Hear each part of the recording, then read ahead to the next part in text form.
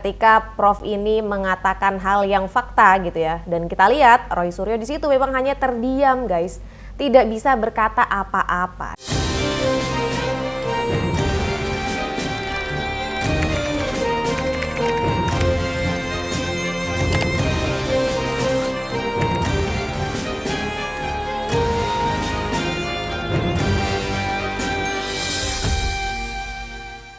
Hai semuanya, selamat datang di Sinergi Update. Gimana kabar kalian guys? Semoga kalian semua sehat selalu ya.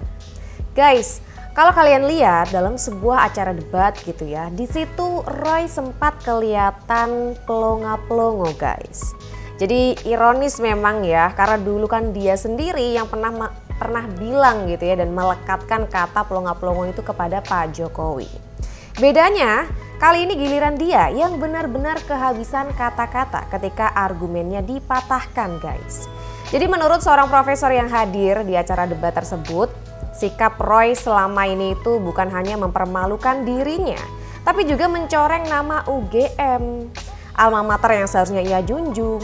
Nama besar universitas yang selama ini dihormati justru jatuh karena alumni sendiri melontarkan tuduhan dan argumen ngawur. Dan bukan cuma UGM, tapi Indonesia juga malu guys di mata dunia. Dan yang lebih parah memang Roy ini sempat menuduh pihak UGM ini berbohong guys. Padahal ketika sebuah universitas dengan seluruh civitas akademikanya dituduh bohong, itu sama saja menodai reputasi institusi pendidikan tinggi tersebut. Dan otomatis nama UGM pun ikut tercoreng. Kalau dipikir-pikir, Roy ini sudah berkali-kali mengalami hal yang sama guys. Argumennya ini sering banget dibantah, digugurkan, bahkan diskakmat oleh orang-orang yang memang kredibel dan punya kapasitas bicara di ranahnya. Tapi anehnya, walaupun sudah pelongo-pelongo beberapa kali gitu ya, kita sebut saja begitu, argumennya dipatahkan berkali-kali, tapi dia ini tetap saja ngeyel guys. Dan akhirnya dari sini kita bisa melihat ya bahwa Roy ini memang mungkin sudah bisa disebut keras kepala lah. Dan yang tercoreng bukan cuma harga dirinya saja, tapi juga nama besar UGM yang terseret-seret gara-gara ulah alumni sendiri, dan juga nama Indonesia di mata dunia guys. Coba kalian lihat video berikut ini. Ini dia. Sudah memalukan seluruh dunia negara kita ini. Memalukan. Nama UGM jatuh gara-gara dituduh Pak Roy bahwa ini dia kong kali kong untuk menyembunyikan ijazahnya Pak Jokowi, berkolusi dengan Pak Jokowi demi karena dulu presiden, kemudian ini tadinya skripsi yang nggak ada diada-adakan dan sebagainya. Itu kan yang terjadi. Saya kemarin banyak baca YouTube yang di Amerika sana, inilah presiden Indonesia yang hebat itu, ternyata dia memalsu ijazah. Seluruh dunia tahu ini. Inilah yang saya anggap ya ini sangat berbahaya kayak gini kalau diterus-teruskan gitu ya. Kemudian kenapa kok ini jadi rame banget ini? Karena gini, di satu sisi yang menuduh itu ijazah palsu itu menggunakan alat-alat bukti yang pakai teorinya para penuduh itu. Teori yang dikuasai oleh para penuduh itu adalah teori scientific, apa istilahnya digital dan sebagainya.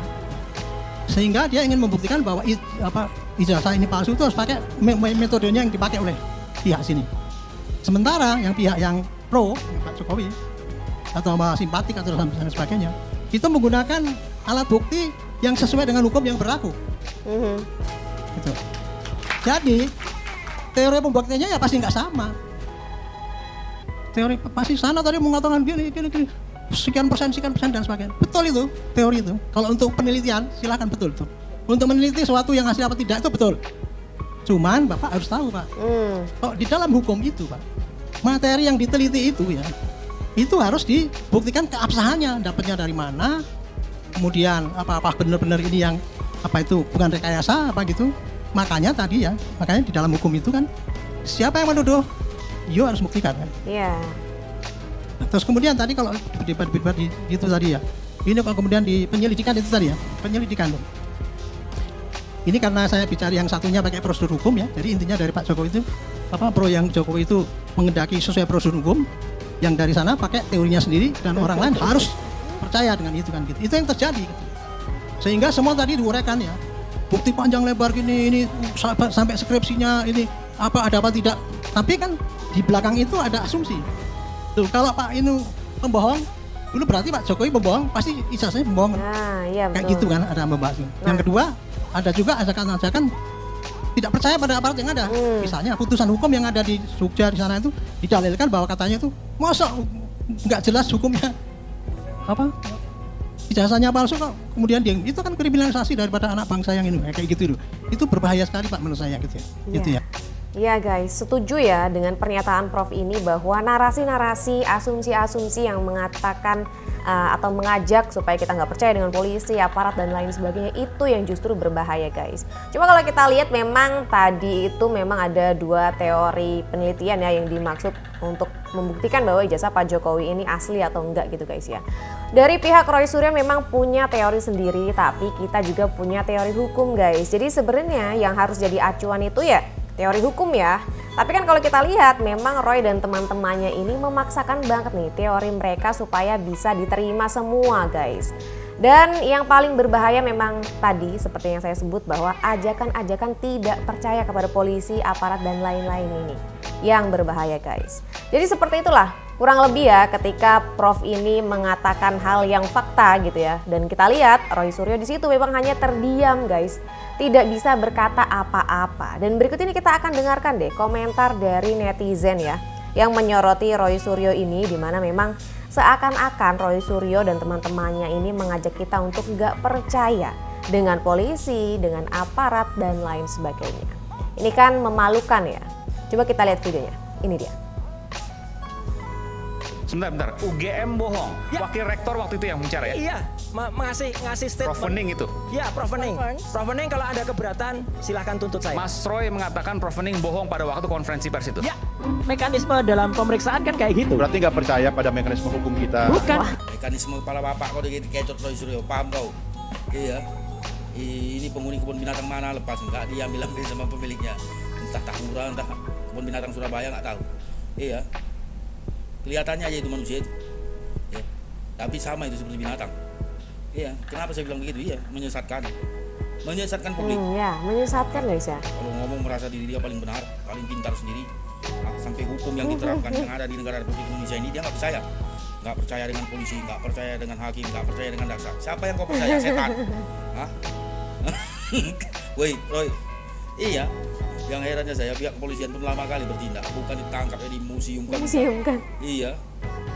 Kami nih, saya ya, terutama pengguna media sosial disuguhi dengan hiburan-hiburan muka-muka si Roy Suryo terus.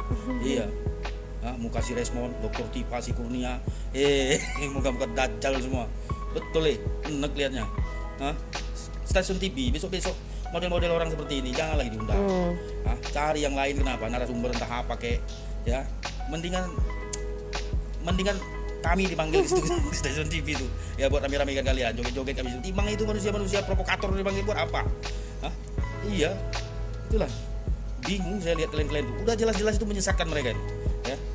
Kalau disamakan dengan binatang hampir sama itu mereka itu. Ya, binatang mereka nggak ada otaknya, nggak ada pikirannya. Sama itu sama orang ini. Ya, mana ada akalnya? Nggak dipakai. Ada pun nggak dipakai. Iya, karena hampir sama dengan binatang. Iya, mereka yang suka menyebar fitnah, hoax sama tak ubah seperti binatang, ya. Iya, suka menyebar fitnah, hoax itu sama aja seperti binatang. Mending binatang taruhannya memang udah dari sononya dia binatang lah, ini manusia tapi melebihi binatang sifat. Talak. Aduh, Udah kesel banget ya. harapan kami lah sebagai rakyat Indonesia, model-model manusia macam ini ya, pihak yang berwajib lah hukum tegakkan, jangan pandang bulu. Ini manusia-manusia ditangkap.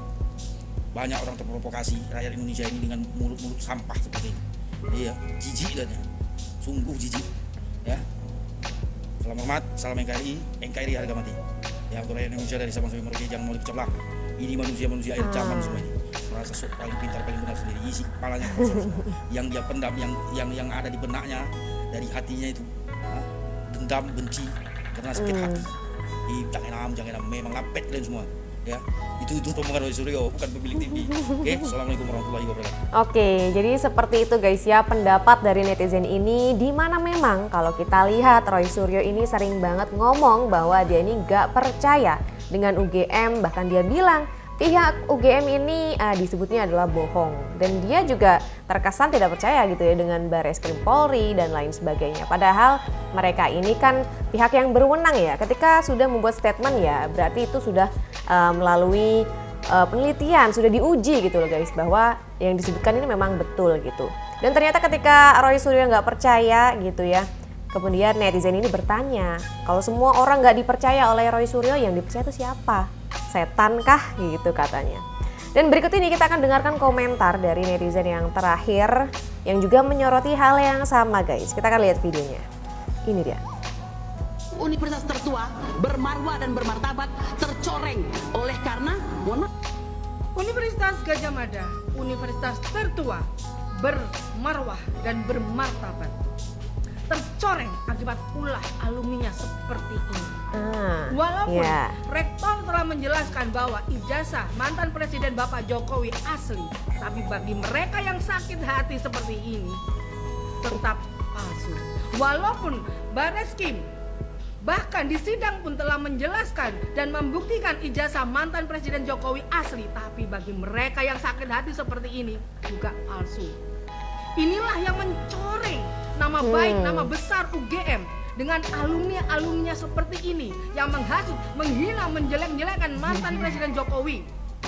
Bahkan juga menjelek-jelekan nama rektornya sendiri. Iya guys ya, ironis banget nih kalau kita lihat gitu ya. Alumni-alumni dari UGM ini malah justru seakan menjelek-jelekan kampusnya sendiri, rektornya sendiri gitu guys. Netizen aja bilang seperti itu loh ya. Dan kelakuan Roy Suryo ini jelas bikin malu semua orang ya. Bukan cuma UGM tapi udah di level dunia guys. Kita tuh malu, Indonesia tuh malu gitu ya ketika dilihat dunia ternyata ada berita gitu yang menyebutkan bahwa Pak Jokowi, salah satu mantan presiden yang pernah menjabat di Indonesia ini, di otak-atik ijazahnya bahkan dianggap palsu gitu loh guys. Jadi UGM malu, rakyat Indonesia pun malu.